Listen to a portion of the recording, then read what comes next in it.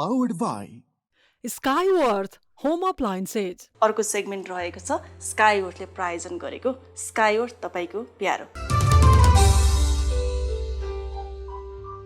तपाईको प्यारो कोबाट सुरु गरौँ? यतैबाट नबोल्ने बाटो सुरु गरौँ न। जीवनजीको सबैभन्दा प्यारो मान्छे को र किन?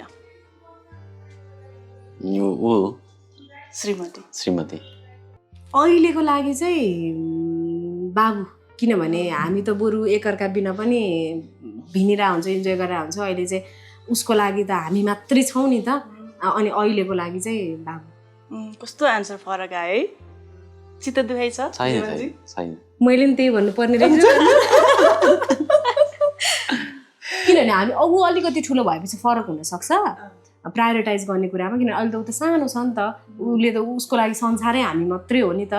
अनि यो आमा चाहिँ एकदमै कोमल हुन्छन्, बुवा चाहिँ अलिकति कठोर हुन्छन् भन्ने भाषा हो यो? होइन नि त्यो होइन नि, उसले भन्न नजाने हो क्या। उसले यो पहिला मैले भने भए उसले मेरो नि अहिले त्यही भनेर भनिरहेको हुन्थ्यो कि कहिलेका मान्छेलाई झट्ट आउँदैन नि प्रोसेस गर्नलाई, तर त्यो हो कि होइन त्यस्तो। किनभने अहिलेको स्थितिमा चाहिँ अहिले त बाबु त जम्मा 2 वर्ष हुँदैछ, उसले एउटा समयसम्म चाहिँ उनै प्यारो हुनुपर्छ हाम्रो जस्तो लाग्छ क्या मलाई चाहिँ।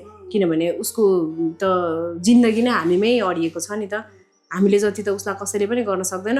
बरु हामी एकछिनलाई मानौँ न, म त 1 महिना भएन काहीँ गएँ भने पनि त एक्लै बस्न सक्छ नि त, मेरो बाबु त बस्न सक्दैन नि त, 2 जनामा त कोही न कोही चाहियो।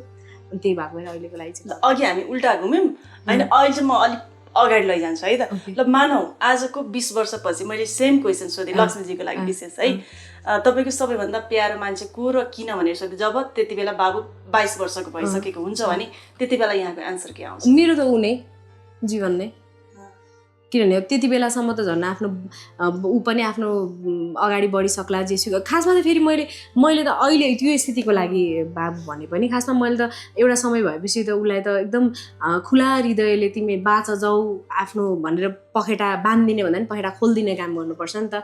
त्यो समयमा त फेरि मेरो लागि त त्यो समयमा न अहिले पनि खासमा त मलाई 2 जनै हो, म छान्न सक्दिनँ, तर उसको उमेरको हिसाबले ऊ भनेको एउटा समयपछि त फेरि म त मेरो त ऊ नै हो नि, परिवारको सबै सदस्य नै ऊ भएपछि त। ल कार्यक्रमको अन्त्यमा आइसकेका छौँ। अब जाँदा जाँदै केही गिफ्ट ह्याम्परहरू रहेका छन्, उपहार रहेका छन् यहाँ दुवैजनाको लागि, जाने त एउटै घरमा हो ठिकै छ त्यो दिन चाहन्छु हामी यहाँहरूको लागि।